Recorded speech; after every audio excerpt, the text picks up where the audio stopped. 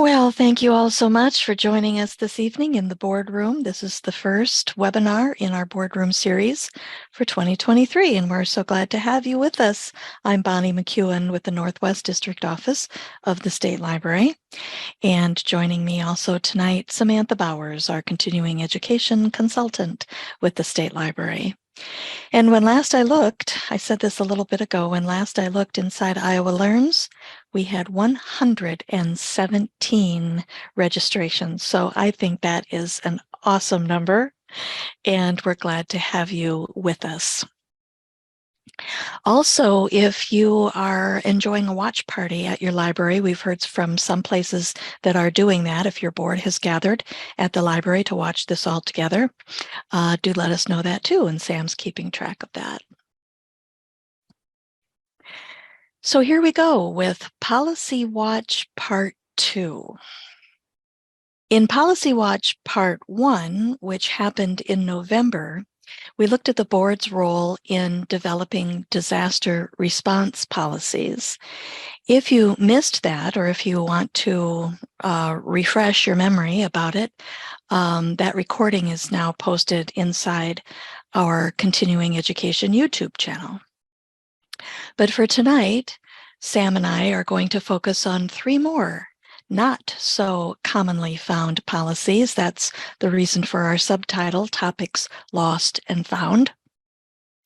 And some of those additional policies not quite so often addressed are those that you see on the slide: programming, social media, and volunteers. We'll have examples of each of those coming up, and we'll also toss in a technique that comes to us from the Public Library Association. It's an approach to policy writing that I think is really great. I've used it for years. It helps boards concentrate on their parts while the staff can concentrate on their parts. So it kind of divides out the policy writing into 4 distinct parts. And we also will give just a quick nod to standards. So let's look at that first. I've always thought it was important for us to connect standards to the topics that we offer in our webinars and workshops. So policies are no exception. These are 2 standards that you see on the screen that are definitely policy related. Standard number 7, required of libraries that are meeting standards at a Tier 1 level, requires that the board adopts 4 policies. I refer to these as the Big 4. These are the ones that are required. Policies on circulation, collections, personnel, and internet use. So we know that wherever we go, we are likely to find those policies. So those Big 4 land in our policies found category, since those we require of you who are meeting standards.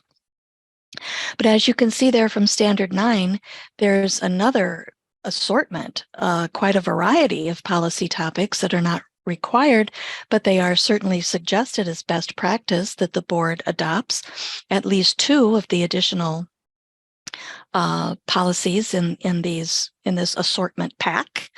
And this slide shows you what some of those additional policy topics could be.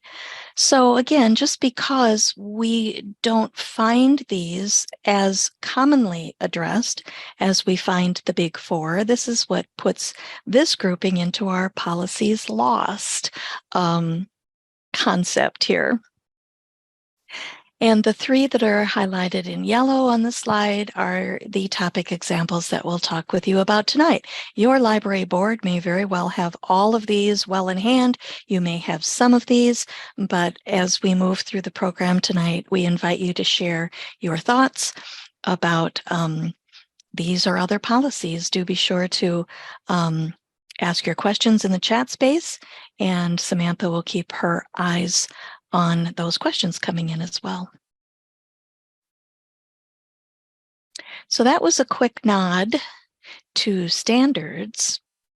I want to spend just a few minutes, though, as I said, looking at this material from the Public Library Association. This book has been on the scene for many years. I've been using this book for many years in workshops and webinars all over creation, it seems, because I became a pretty big fan of this right away. Policies for results. I think it's just a really good approach to policy development. For one reason, because as you can see on the screen, it kind of divides out the work. It makes it a teamwork process, really, a teamwork proposition. It divides out the work into those things that ought to be the library board's involvement and those things that are really best left for the staff's involvement. And I'll talk about each one of these in turn, with our example being interlibrary loan. And then when we move into the 3 policy topics we really want to focus on tonight, we'll also have examples of these as well, just to kind of help underscore the whole idea here. So I like policies for results for that reason, but I also like it because I think policies for results really underscores the importance of writing public policies that are grounded in a philosophical reasoning. We'll talk a lot about the philosophy behind your library service tonight.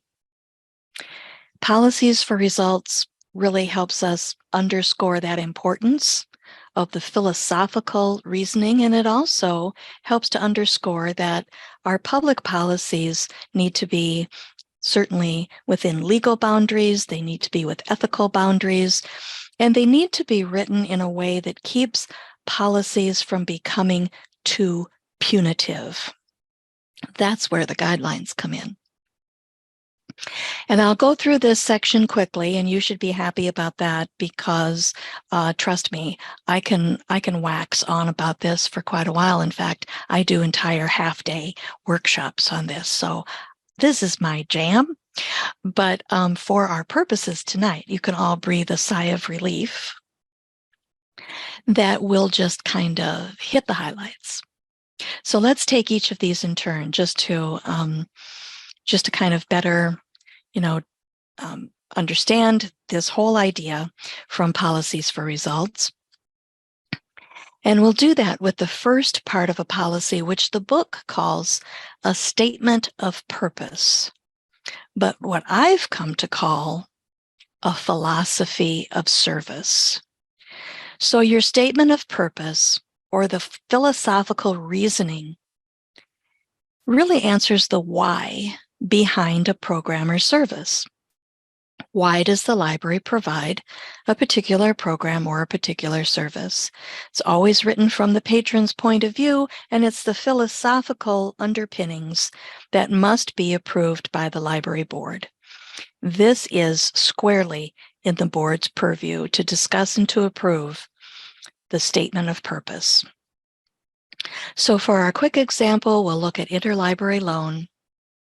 And here you can see my fictitious library. The high anxiety public library actually values full access to information. And accepting that no one library can afford to purchase everything that's on the market, our library provides interlibrary loan service for all the residents in our funding jurisdiction. There's the philosophical reason, the purpose behind your library making interlibrary loan such a valued service to your community.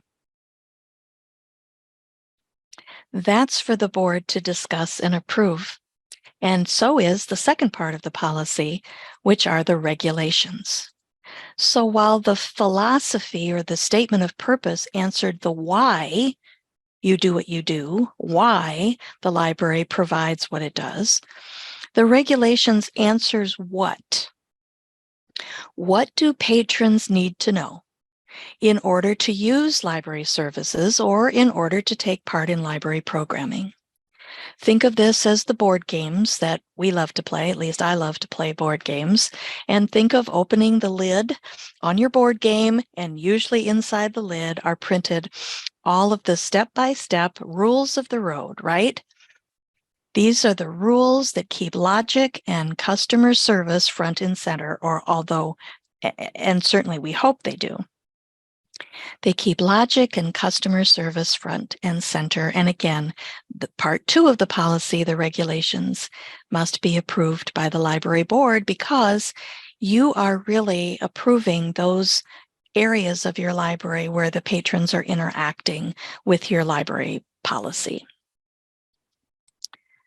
So, to interlibrary loan, here are just some regulations that maybe your library board has approved regarding interlibrary loan.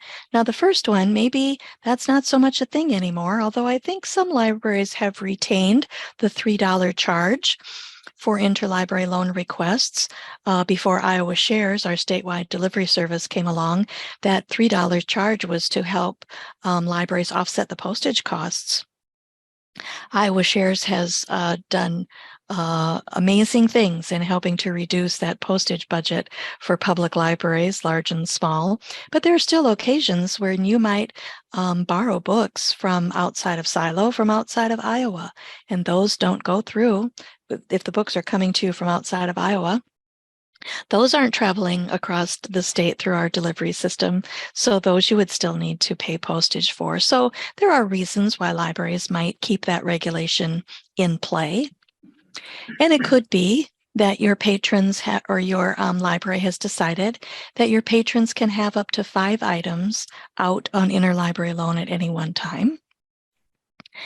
And you may have said, this is very logical, that your patrons will be charged for loss or damage to interlibrary loan materials in the same way that they would be charged for loss or damage to the books they check out of your own library.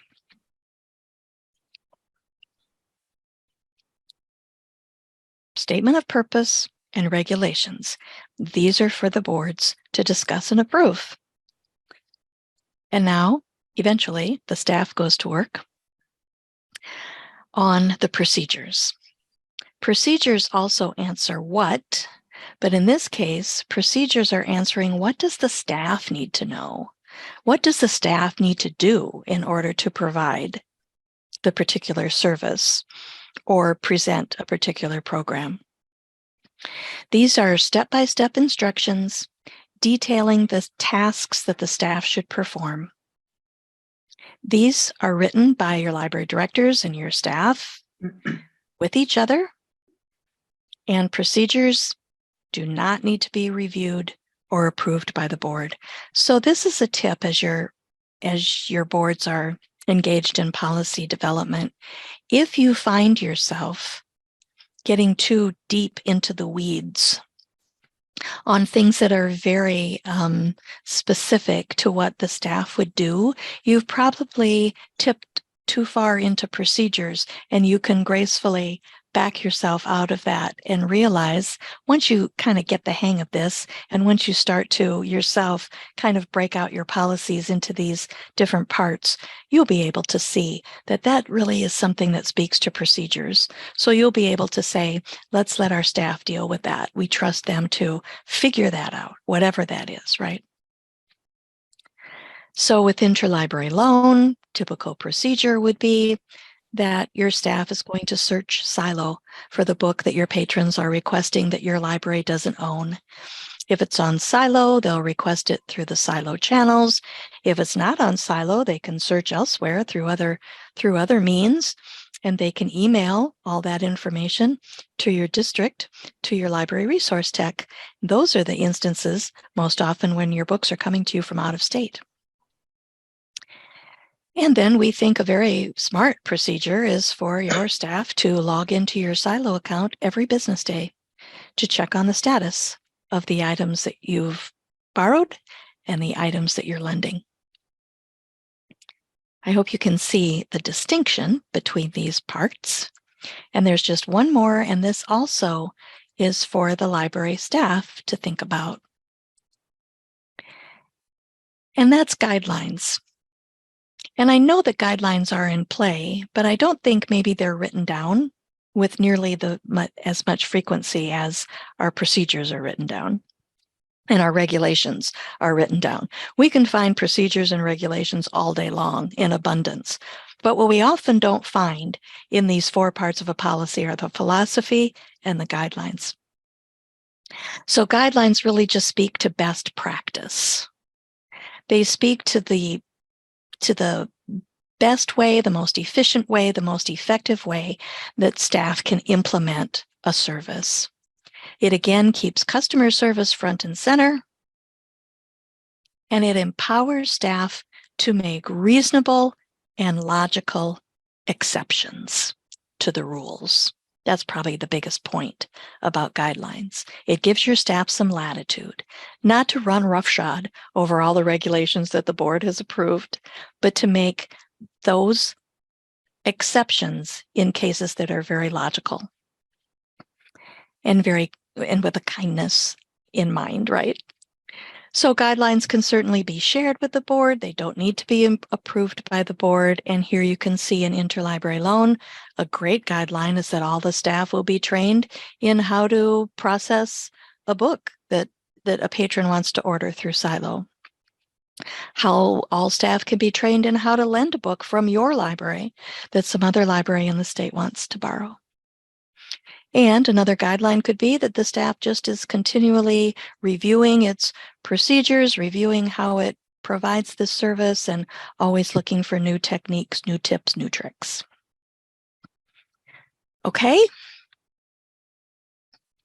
So that's a really quick look at policies for results. In a real workshop setting, we have lots more time to talk about those aspects of policy with lots of examples of all 4 of those. But for now, we will move on to the 3 policies that we want to highlight for you tonight. But we'll also have, we'll come back to this idea of guidelines and regulations that you'll see on our example policies. And I think the first one up is going to be a look at programming policies. I sure think you're right. And I'm sort of curious. I know that we've asked this question in different contexts in this webinar series in the past, but some will have programming policies and some will not. And so we don't throw this out there as a way to say like, wow, you guys all have really horrible programming policies or anything like that. But just as an example of the type of policy that's not as often covered, especially since it falls into that optional category. And yet, as we are going through here, there are a lot of things to consider as we are developing policy around programming for our public libraries, just in the same way as we would develop a policy around a collection or staff or anything like that. So programming also kind of a weird one because it is often performed by your staff, but it also at times is not. And so you want to be just kind of thoughtful in how you handle different performers, different presenters, whatever that case might be. So the first thing we want to do when we are thinking about this programming policy, just as Bonnie mentioned in going through the 4 parts of a policy, is to really start with that why question. So oftentimes, and Bonnie, you can move to the next slide, we sometimes one thing when we're talking with practitioners who are promoting the different events that they do around their libraries, we'll ask them to talk about whether or not they got pushback from their community on, hey, isn't the library just a place to go and check out old books or new books? What is it with all of this programming? And I know that you all here, you're engaged board members, you're not probably the ones asking those questions, but believe it or not, sometimes we do hear that. And so what I have on the next 3 slides is 3 examples of how starting with that why question, why do we do programming, really helped these libraries articulate the policy that they put in place around programming. So the first example is from the Clinton Public Library on the far east side of the state. And I would just like to give a shout out to their logo designer because I absolutely love that little logo with the bridge and the book. I think it's really fabulous.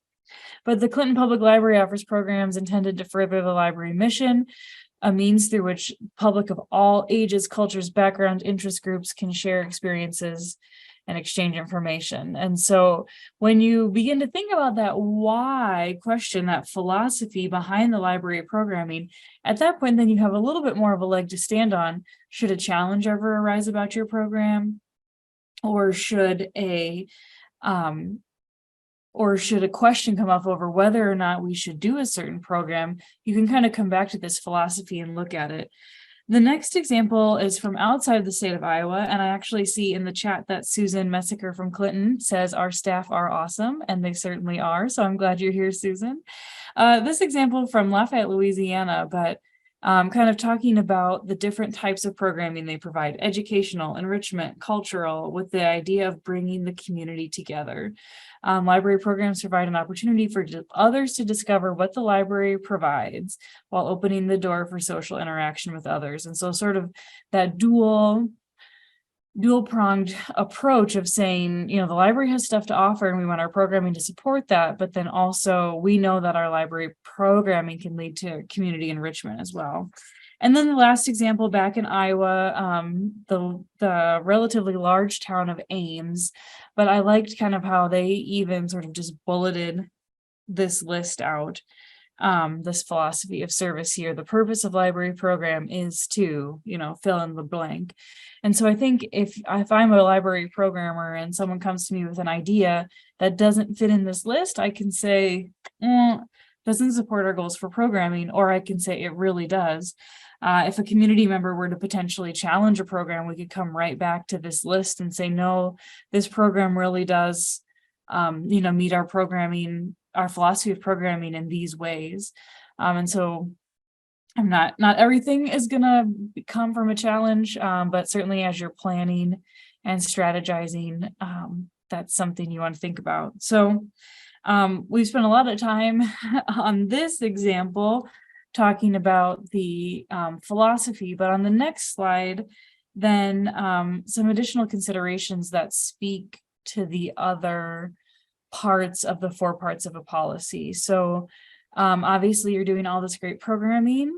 Nothing is gonna come of it, or much less will come of it if you don't market it well. And how you market programs, the steps that you take, the places that you market, the people that are involved in getting those things posted, all those are going to be procedures within your library, and not something that the board needs to be involved in to say, okay, the first step to do when you create a program is to put it into the Trello board so we can track it across the whole marketing rule. Like, no, the board doesn't need to approve that level, but the staff needs to know, how are we marketing this thing in print or digitally? Similarly, the statistics. How are you going to keep track of who was there, who is going to enter it into the Whova community calendar, who is going to put it in the spreadsheet, whatever it might be. We have some guidelines, some best practices around evaluation. Did we set out what we wanted to do when we decided we were going to do this program? We also want to think about some of the regulations and guidelines around who we have present for us. So just because somebody might meet one of our philosophy of service goals behind having a program doesn't necessarily mean that they're going to do it in a way that reflects well on the library. So vetting presenters, certainly a valuable part of planning a program.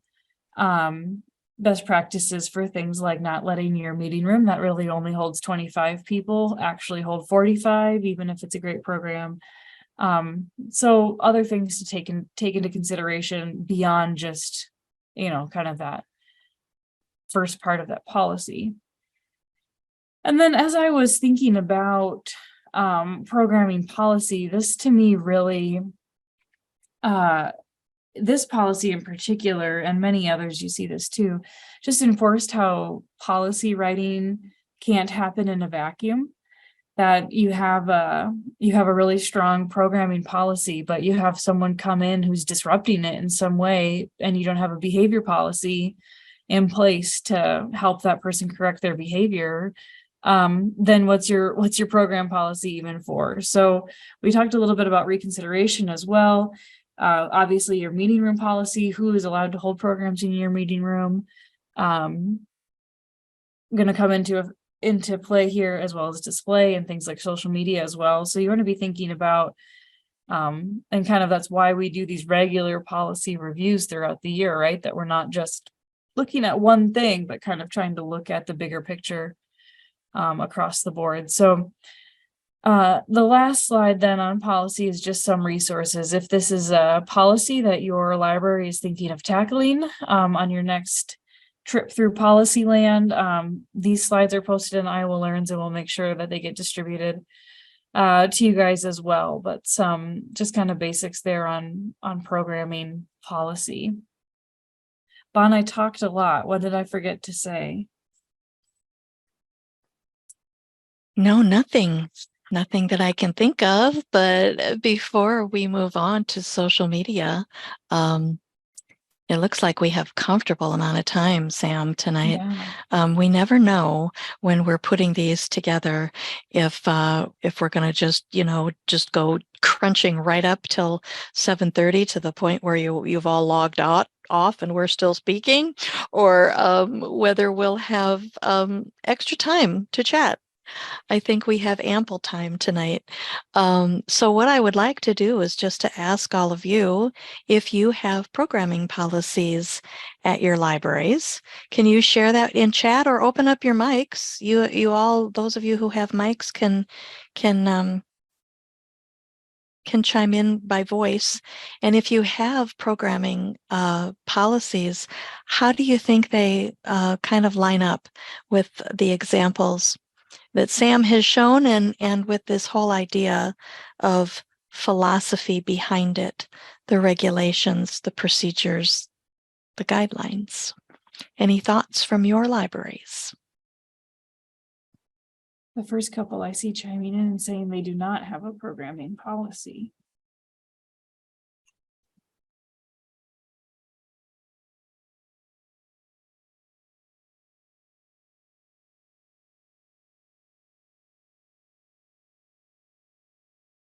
Yep. So I think this does put programming kind of in that policies lost category, but they're only lost temporarily, right? They're only lost until they're found. So Nothing's lost forever. right, it's not lost forever. So hopefully this will give you some good a good starting point to address. And the thing that's interesting about policy that I think will make writing a programming policy a little easier is that this is a lot of those why, and you can look back to even Ames, one of the biggest cities in the state. There's nothing really on that list of their philosophy of service behind programming that wouldn't apply to even the tiniest library. So we have a lot of the same intentions behind our behind this policy. And so I think this to me feels a little bit like a low-hanging fruit one, where it'd be pretty easy to grab one of these sample ones and sort of say like, okay, well, from a philosophy, 4 parts of a policy philosophy standpoint, a lot of it we can grab wholesale from this other library. We may need to tweak, we're not going to have from a procedure standpoint, we won't have a marketing person and a key contact and a stats person and all of this, but a lot of those big high level items are going to be easily borrowed. Yep, I think that's true. The philosophy, I feel, are pretty universal. The philosophy statements, I think, that libraries come up with, of those libraries that, develop their policies in this way, they're pretty universal. They're pretty universal truths. Other thoughts about programming policies?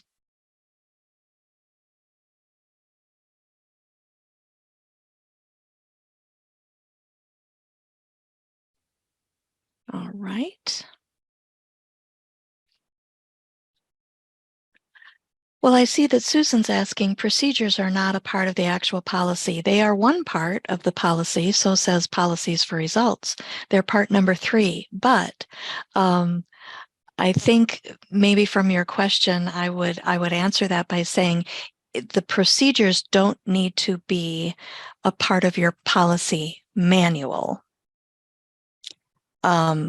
I think it's easier for staff if you take all of the procedures that the staff writes and you put them into a procedures manual or a procedures handbook or something, whether it becomes a binder or whether it becomes a 3-ring binder, or this just dawned on me, whether it becomes a live binder. You guys, have you ever used live binders? Those are cool. That's a cool techie cloud thing. You could put them in a binder, or you could use any kind of a sharing or cloud application like Google Docs. And I think that's the better place to find them. You don't have to, clog up your policy manual with procedures. I don't know if that answered your question, Susan, but. Well, and I also think that you want those procedures to be a lot more nimble than Yes. the policy is. So if the state library goes and changes the process on you, you can update that procedure manual without going all the way back to the board for an official change or an approval. Not that the state library would ever do anything, quite so dramatic as change how something works. Not that I we say would that ever. with a little bit of sarcasm here, but not ever. And Susan says they do have a separate binder. Yeah, for their staff, a separate binder for the procedures. I think that's most convenient. That's the most convenient way to do it. All right. We will take a crack then next at social media. Let me get this out of the way, and let me get this out of the way. And let's look then at social media. Another topic we find in our policies lost category. Maybe it's not lost to you in your library, or maybe it's only partially addressed. Maybe you have a wonderful one to share with us. In any case, we'd love to hear your thoughts about this. Social media platforms have brought about entire online communities of people from all over creation, right? With common interests, hobbyists, businesses, where people meet and chat and share all kinds of information. Using social media for our individual personal purposes like Facebook, Instagram, Twitter, Snapchat, TikTok, whatever the platform, it's so commonplace in our personal lives, and it's more and more commonplace in libraries all the time. But the question that Sam and I asked ourselves was, how commonplace, though, are social media policies?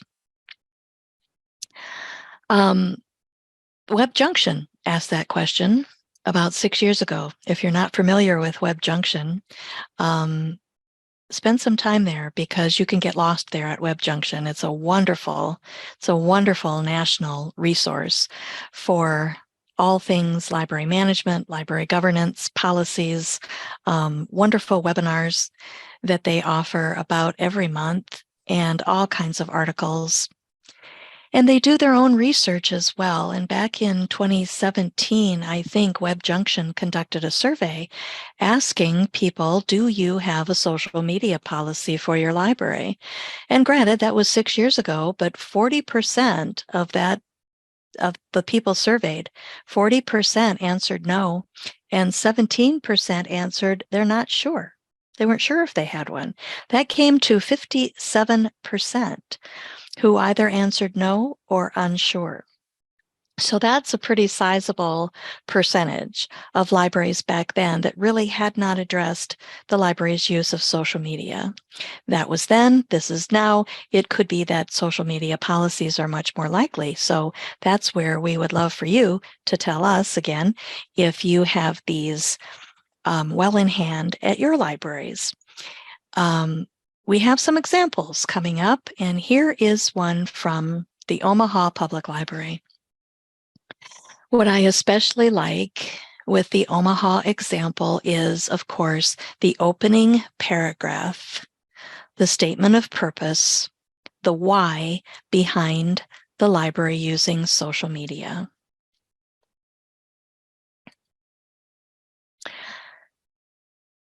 Library social media is intended to create a welcoming online space where library users will find useful and entertaining information and opportunities to interact with the staff and with other users.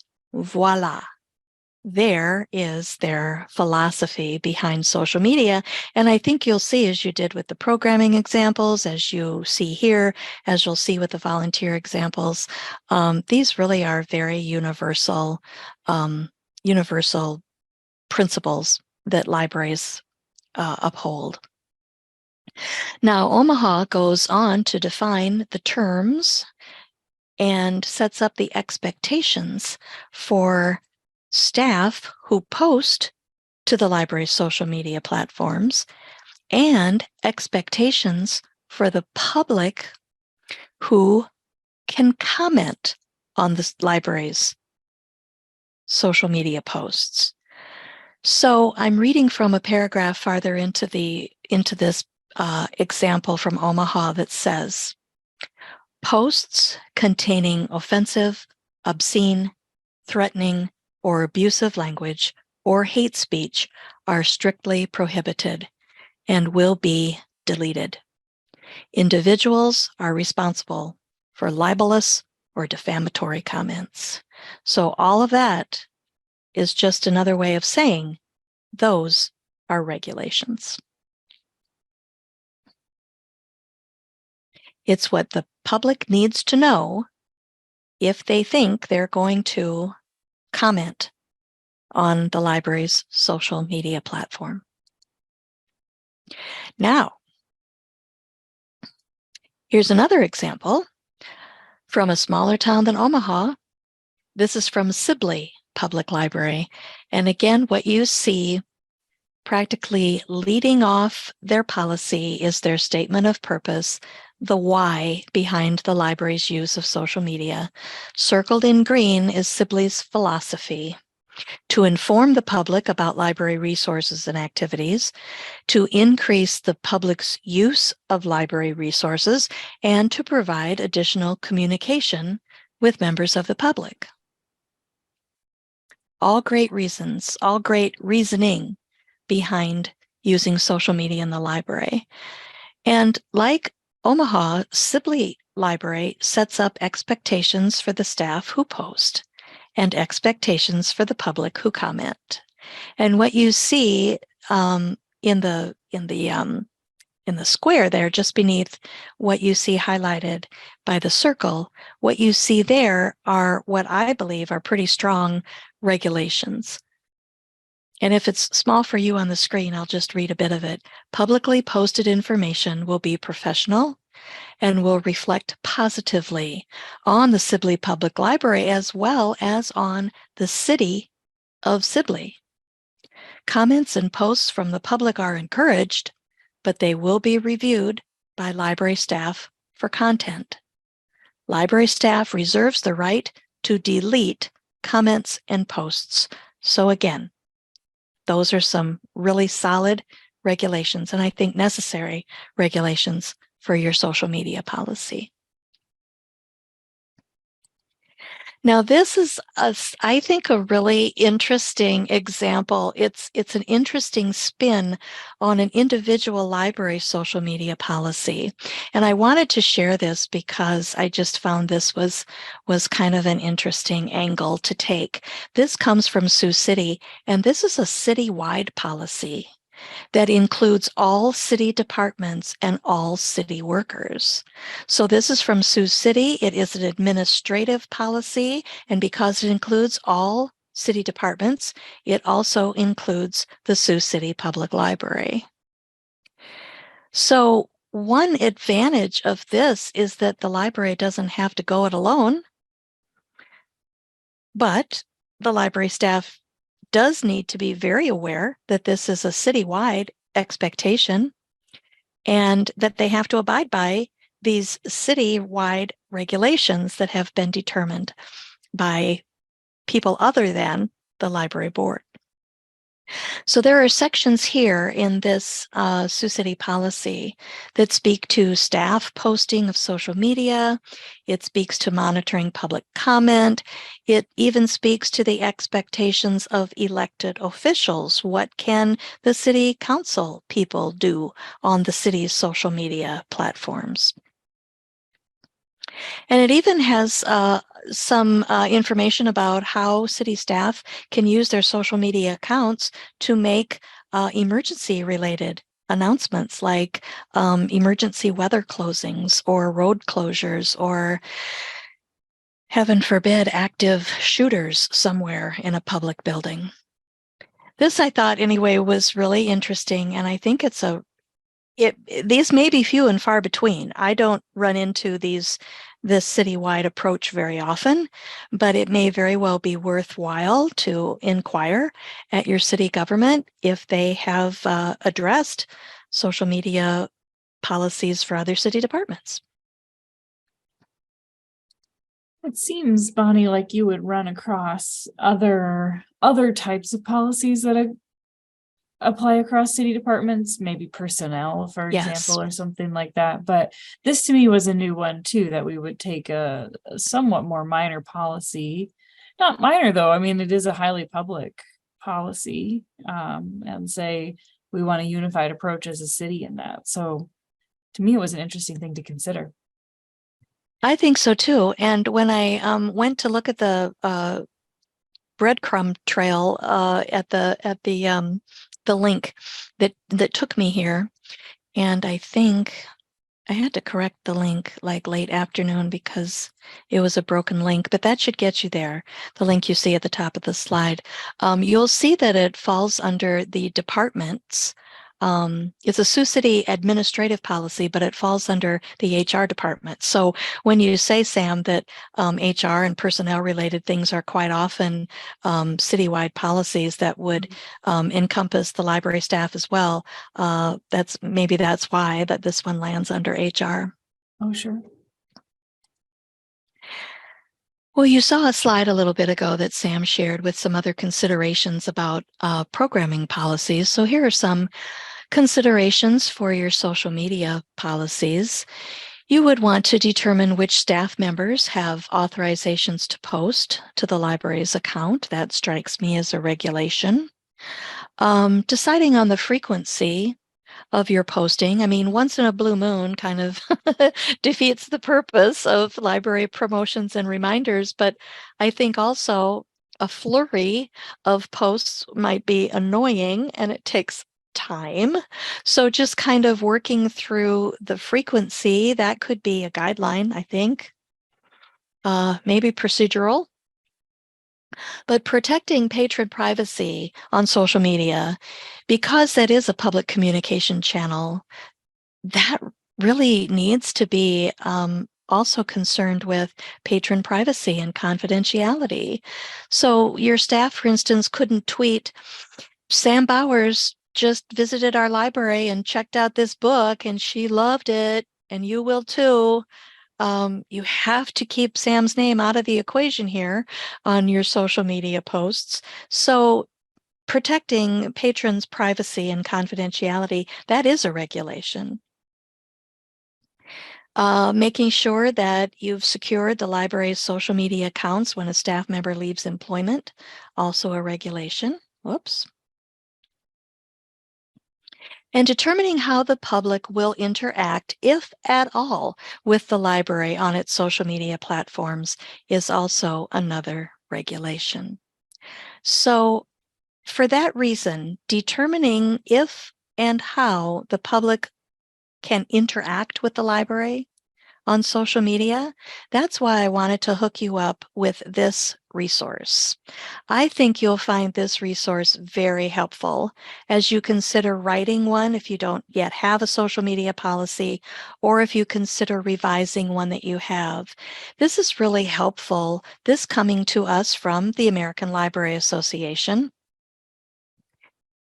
It's really helpful because it sets up ways to think about how the library wants to engage with the public in its social media platform.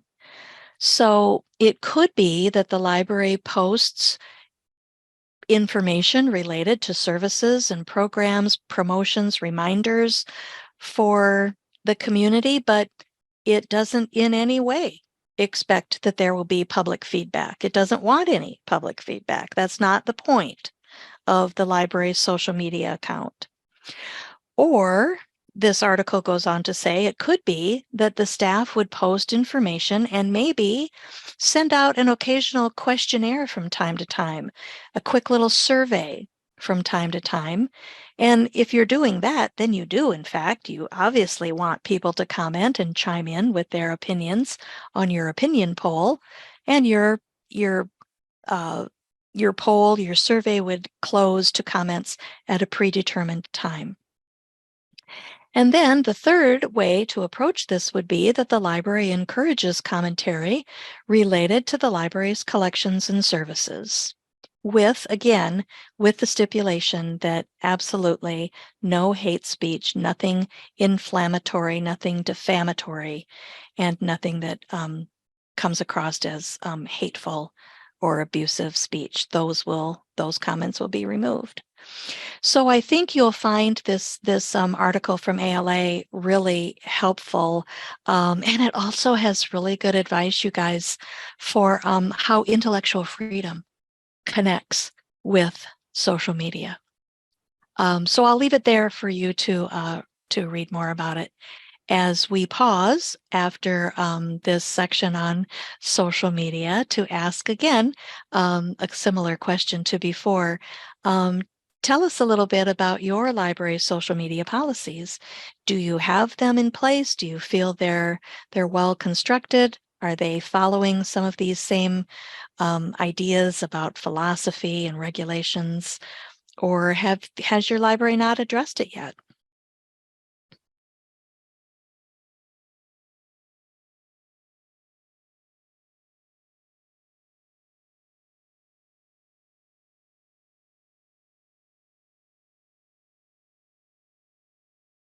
Two responses in the chat so far saying they don't have this particular policy. This one feels intimidating to write because so often social media feels a little bit like a game of whack-a-mole, right? That we sort of maybe we write this policy a little bit with one social media platform in the back of our minds, and then all of a sudden everyone switches to that other platform. And so I know that the policy should be broader than, Facebook or Instagram or whatever, Twitter, whatever it is, whatever is going to be popular tomorrow should also be sort of folded under this policy. But it's tough. I see someone say Marion has one, a larger town there in the Cedar Rapids area. But and another person sharing that their city has one. I'm not sure where Annette is from. That's cool. Yeah. That does kind of relieve the board of having to, puzzle their way through a policy that would only apply to the public library. And I agree with you, Sam. I think this one is really a challenging topic to take on. I remember from reading this article from ALA is that this article says that a library with a social media platform is under no obligation to open it in such a way that people can comment on it. There's no obligation that you do that. Right. So if that's where you start, I mean, that's totally legit. But the article goes on to say that if you do decide in those other instances to open it up to either a very specific answer to opinion polls, or whether you're throwing the gate even farther open to just general commenting in general about the library's services, then you have more decisions to make. Well, then you have more decisions. Play out on a national scale too, as well, in the national news, as far as social media and things like intellectual freedom and First Amendment rights, as we're talking about here. If we censor that person's comment, do we have to consider that other person's comment? And so it is extremely intimidating. And I have a question here that came to me directly. What thoughts, and Bonnie, you maybe have spent more time or can pull up Mandy's library law FAQ. Are photos from programming allowed to be posted on social media, or is that would that fall under your programming policy or your social media policy or your children in the library policy? How do we handle that question of, can pictures of people be posted to your social media? I know that Mandy has addressed this in her library law FAQ. I think she's connected it with programming. We'll take a minute and hunt for that link and make sure that gets sent out in the chat. Yeah. If you capture people at your programs from behind and you're not showing faces, yes, especially children's faces, then that's better. I've also heard it said, though, that people who come to a public event at a public building, like a public library, have no expectation of privacy when they are there at a public event. And so it's really quite slippery. But Mandy has addressed it, and she has a really good answer to it. So we'll look for that. I had another question that came through to me directly in chat as well, which is about disallowing public comments on social media. I think I would refer that person to this ALA article. Is that correct? They kind of address that question on libraries and public comment. Yes, that's a good resource for that. Absolutely. Yeah, this one is challenging. This one takes some real time and a real thoughtful approach to this one for sure. But they are out there. Examples are out there for you to draw on. Well, and I think too, like so many policies, it's like an insurance, right? You don't need it until you have a problem. So until you have that comment that comes through on social media that you don't like to see, or until you have that person sort of challenge the program that you want to do or the book you want to buy. This is why we put policy in place, not for the sunny days, but for the rainy days. Proactive policy making.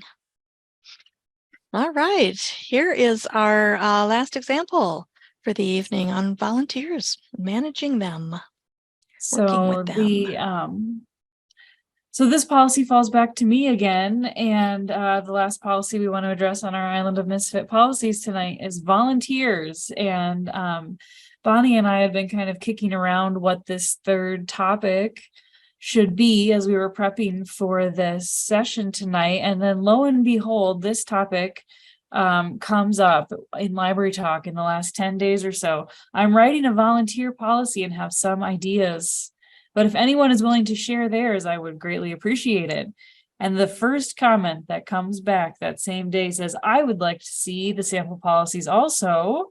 And this person had 10-year-olds for volunteers last summer and is still traumatized by it. So we thought that given that story, it might be a good idea for us to do a little bit of addressing of volunteer policies. And I also want to give a shout out to the Waverly Public Library, which is my first example here, who responded right away and said, hey, we have this great policy, and here's the book that we used to help write it. And so I think I have that on a resource slide coming up here. But what I liked pulling up the sample policy from Waverly right away is, quick chime in the chat. What do we have? What's our first ABCD here? What part of the policy is that? This is your first test. Wow, I didn't know we were going to do a quiz. You didn't know either, did you, that you were going to do a pop quiz? Wow, and I don't see any answers yet. Philosophy. Martha came to my rescue. So yes, this is the philosophy. Why does Waverly Public Library have volunteers? And this ranges from the relatively mundane, right? The library has volunteers so that we can do some stuff that we wouldn't normally have the money to do. Like we couldn't pay staff to do that. But then I love the last bullet point there, letter D, provide meaningful experiences for special groups such as community service clients, personal development classes, students, special needs population, and others as staffing permits and suitable jobs are available. So really this enters into that philosophy, the purpose behind developing a philosophy statement, right? That this is so much bigger than just the library getting the shelves dusted or the board books cleaned. This is really that we can connect to and through our community in meaningful ways. And this full policy linked on these slides as well. The Iowa City Public Library, another larger library, throughout this example, because they have a lovely list of regulations. And when Bonnie talked about regulations at the opening part of this webinar, it was kind of like the rules of the board game, right? And so this list of, what is it, 6 or 8 different things is just kind of like, you're a volunteer, you're going to do this, you're going to do that, you're going to do that. This is what you can expect. This is the rules of the road when you volunteer for our library. And, you know, it's pretty, some of it is pretty broad and some of it gets a little more specific.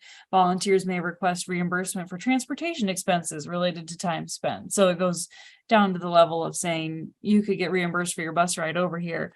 But then also is a little bit somewhat more broad as well. But basically, yeah, rules of the road. And then the third example I have here, so the next part of the policy would be guidelines. And this tripped me up a little bit. But what you see here as well is, again, just sort of another idea of expectations for volunteers. You might call this a volunteer handbook. You might call this a volunteer sort of covenant is kind of a little religious of a word, but some sort of agreement between you and the volunteers. What are the volunteers going to do for you and what are you going to do for them? So some regulations here. But when we really think about this idea of guidelines when it comes to policy, this is where I struggled just a little bit with the volunteer policy. So we have lots of lists of what the volunteers should do. They should, you know, come on time. They should follow a dress code. They should listen to their supervisor. They should fill out the volunteer log, those sorts of things. But I think when we think about writing a volunteer policy, especially for the first time, this is something new to your library, you're going to get a lot of questions from your staff about this. So whatever that staff looks like, if you're a staff of 1 or if you're a staff of 50, your staff are going to have questions about how do I interact with that person that's doing a job in the same place as I'm doing my job. And so I found in this book, which is linked on the next slide, an example of what I felt like was some really good guidelines, if we're going off our 4 parts of the policy, on how you would want to sort of give some best practices to the library staff who are going to be interacting with volunteers. So, you know, this isn't really regulations. This isn't really a full, you know, procedure. It's kind of, you know, greet the volunteer by name. Hey, Bon, how's it going? Thanks for coming to clean these shelves today. And I'm teasing Bonnie because she said, I don't dust my own shelves. Why would I go dust That's right. the libraries? I don't like to dust my own house. So believe me, I'm not going to volunteer for that. Thanks for coming to our library today, Bonnie. Here's your dust rag, and please go clean up. Please go clean up the J fiction section. So just being pleasant and welcoming them, correct errors pleasantly, praise success. So how you want your staff to interact. And so I liked this list from a book called Success with Library Volunteers, which came out, believe it or not, almost 10 years ago, but it was the most up-to-date thing that I could find. And some of this is going to depend a little bit too on whether or not that staff person is sort of formally overseeing that volunteer. Are they a department manager or a project lead that is specifically tasked with getting something done by helping to use volunteer time, or are they do they happen to just sort of be working at the same time and place as that volunteer? But either way, you want all your staff trained and informed on how to interact with volunteers in your library. And then the last slide here, just again, kind of those considerations we've been going through. Some of these are regulations. So, you know, you have a set process in place, a regulated process in place for how volunteers can apply to be volunteers at your library, go through some vetting process, whatever, if that's a full background check, if they're going to be working with kids, or if that's, you know, something a little less formal, maybe just calling a reference, that sort of thing. Similar to an HR sort of question, you want to have some general regulations around how you will evaluate the performance of those volunteers. That's a two-way street. If the volunteer signed up to do a job and you have them doing something totally different, they need an avenue to tell you, hey, I'm not totally happy with the job I get to do here. But on the other hand, if they aren't performing the way that you want them to, you need a venue, just like you would with a staff member, to say, hey, let's work on improving your performance here. I think Iowa City had some examples of this, you know, what additional policies do you have in place that you would expect the volunteers to abide by? So I'm thinking in terms of things like a dress code. If you don't let your staff come to work in flip-flops, do you let your volunteers come to work in flip-flops? And then certainly something that's worth mentioning here, and this has come up in some of these other policy topics we've talked about, is that volunteers are also expected to abide by the same confidentiality policies that you have in place for your staff, so that you don't have a volunteer who runs into someone in the grocery store and says, oh, I just checked in your big stack of books. What'd you think of that read? You know, this is not okay, so that you're training volunteers on the expectations around patron privacy and confidentiality. One thing that I came up with, and this is a little bit related to the above bullet, as far as a sort of best practice or guideline, in addition to keeping staff informed, would be to help train volunteers. What training or continuing ed do they need? And this is going to look different than your staff.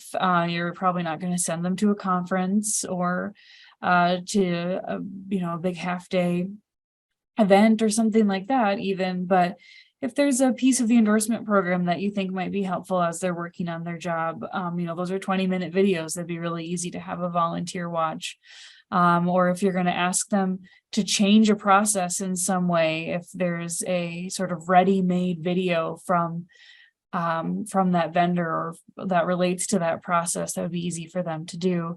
Don't leave them hanging in the dark, but some best practices on how they can continue to do a good job for your library. And that's certainly going to involve training and educating them. They will find that much more empowering. And much more appealing. And yes, everyone gets a much more pleasant experience out of that. You probably don't need to watch a dusting video. Well, maybe I do, because I do it so seldom. I have a feeling you're probably fine, but when I see cobwebs, that's when I get motivated, you guys. All right, so what do you think? All of you, share with us, if you would, for a minute, what your volunteer policies look like at your libraries. Do you have those well in hand? Have you addressed them in part or in full?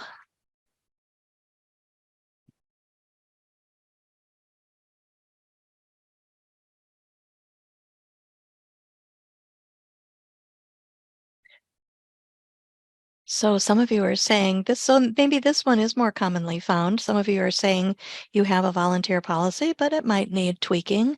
It might need updating.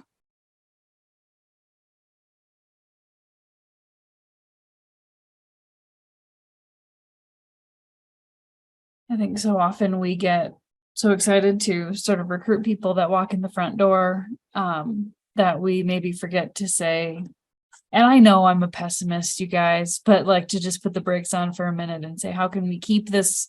What guide rails do we need to have in place to keep this policy productive from our side of the story and the volunteers? And that's something I really love about Iowa City's program. I know they're a really big library and they have a really, really big volunteer program, but I would encourage you to spend some time on their site and just poke around, because they really have a lot of those guardrails in place to help the relationship stay productive on both sides. Well, with our remaining time, we want to kind of come back full circle, if you will, to a look at library values. Now, Samantha and I know that very often library talk will light up with chat and discussions about what does your library mission statement look like, you guys? How do you write good goals? How do you write good objectives? And this topic mostly comes up because, especially when y'all are in the throes of doing strategic planning or applying for reaccreditation, those are the pieces that you have to be sure to include in your strategic plan, a mission statement and goals and measurable objectives. But we don't very often, as a library community, at least in my experience, I don't think as a library community, we talk much about library values. Those are the things that the library upholds as important. Those are kind of the guiding principles. They're really quite philosophical, really. And I think values, just like all of those philosophical reasonings behind your library services, just like those are really quite universal, I think library values are also quite universal. So we thought it would be fun to kind of bookend this program tonight by asking you in chat, or if you wanted to throw open your microphones, we'd love to hear your voices. Kind of share, if you would, your thoughts about your library values. Do you have some phrases, some concepts about the principles that your library really tries to uphold in its service to the community, in the programming that you provide, in the collection that you build, in the staff that you hire? Thoughts about library values. Not surprisingly, I have some examples to share, but we wanted to hear yours first.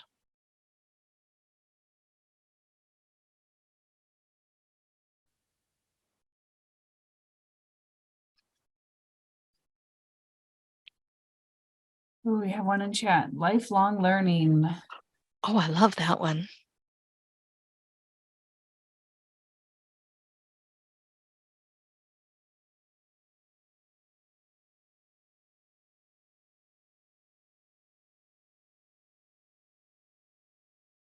Very good. I love that one. Others that have come through. Oh, I love that one too, from Janine. Encourage discovery. Discovery. I love that word anyway. I think it's a great word that applies to libraries of all types, and lifelong learning discovery, especially to our public libraries. Engagement is another word that we see here in chat.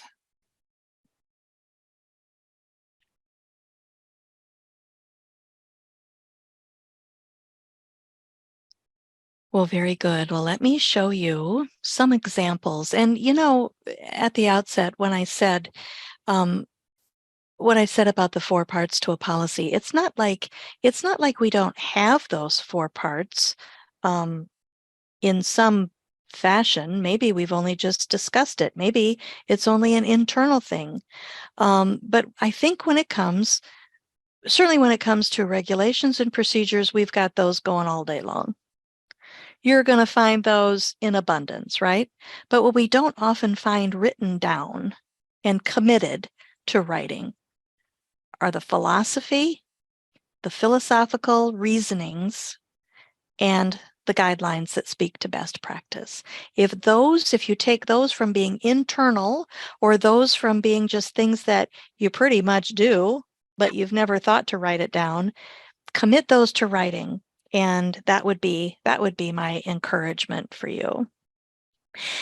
And follow the example of these next two libraries that have thought about this and have actually put pen to paper when it comes to library values. This first one comes from Menomonee Falls Public Library in Wisconsin. And it really does get at some of those things that you mentioned in chat. Menomonee Falls Public Library values excellence in customer service. We are patron focused. How's that for a phrase? They value access for all. They value innovation, learning, and the open sharing of ideas. There's that discovery piece that one of you mentioned. They value social responsibility. I love the next phrase. They value community stewardship. They are stewards of their library's resources, and our actions will honor the public trust. Holy cow, this is so good, right? And that last one there that talks about their library values their commitment to staff. Actually, I would put that, if I were writing this, at number 1 and customer service coming in at number 2. But I really like this example from Menomonee Falls. Oh, but wait, we have a wonderful Iowa library example next from Lakota Public Library. They have put to paper their library's core values. They put their patrons right up there, front and center. We value our patrons by providing them with service in an unbiased and non-judgmental manner. We Bonnie, did you value know our that children. What's that? we have folks from Lakota on board with us We tonight. do? Did you know that? I did not. We have I didn't. Sue and several board members, so I want to make sure to call them out here. I'm glad you did, Samantha. This is a shout out to Lakota because we rarely see this. We rarely see this written down. It's not that you guys don't all believe this and practice it, but what I think can be really beneficial from writing this down is that it helps to tell the library's story in ways beyond stats and numbers and visitors and collection sizes, right? What if you were to add your library values to your library website? What if you were to add them as a preamble to your library's strategic plan, right along with your mission statement? You could add your library values. What if, this idea just came to me in a dream, what if you guys added your library values to your board bylaws? What now? To your board bylaws, so that when you go to review your bylaws, you're reminded of these values that you uphold, and then you can talk about them, and it becomes a recruitment piece for those occasions when you have vacancies to fill on your library board. It would be a wonderful flyer or handout to give to people, to prospective trustees who inquire about serving on the library board. It becomes an aid, I believe, in the recruitment process. I think to speak to this example from Lakota again, right on the top, it says the board, staff, and volunteers are driven by all of this. And so it's a volunteer and staff recruitment tool as well to say, don't you want to be part of an organization that does these awesome things? Exactly. Aspires to do these awesome things. Perhaps no one does it perfectly, but I also love this list.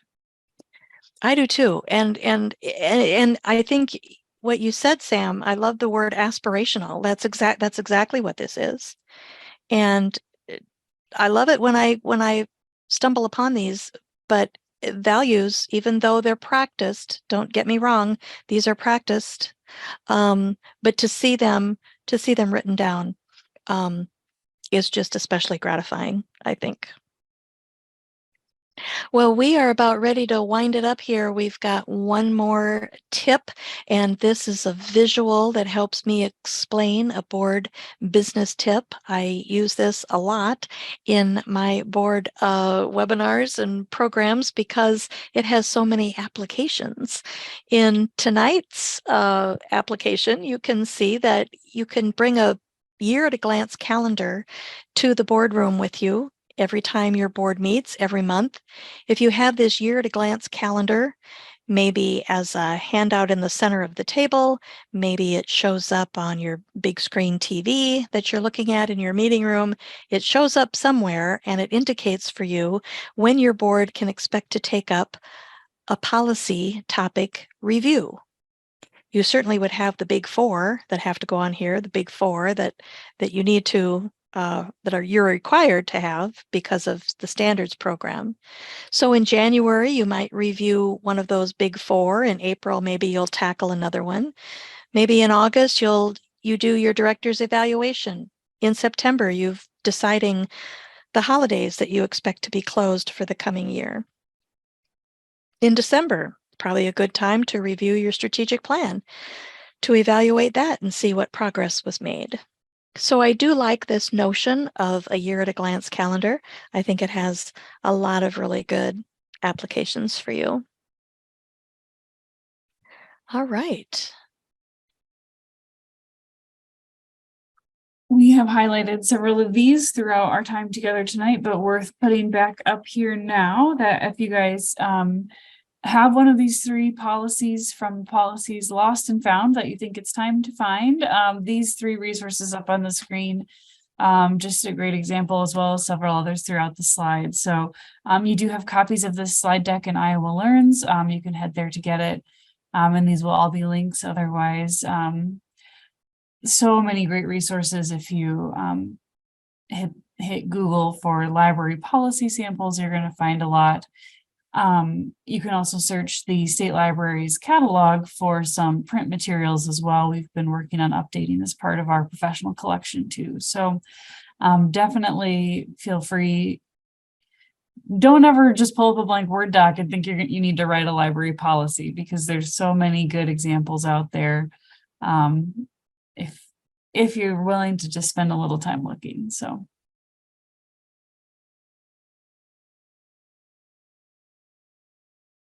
So we've kind of engaged in this a little bit throughout our time together tonight, but I guess the first question to put into the chat is, who feels like they have one of these three policies well in hand and wants to put which one that is into the chat?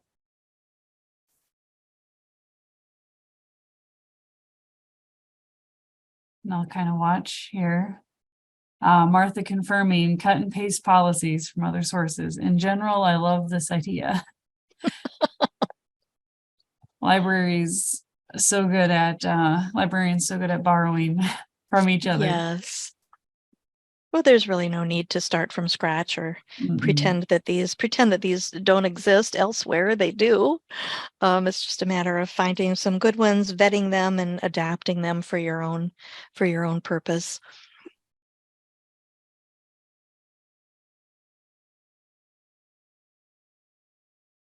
Well, then the flip side of this question to throw into chat, which is there one of these three policies you feel like you want to address? Maybe the answer is all of the above, but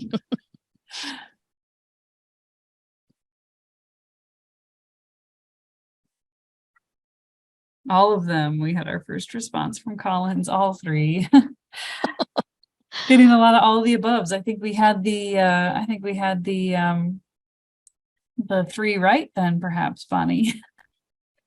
I think we picked three commonly lost policies out there. Yes.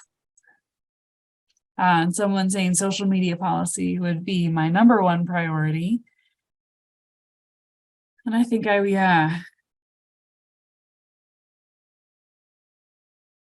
that would not be a bad spot to start. Well, I want to thank you all so much for spending your evening this way.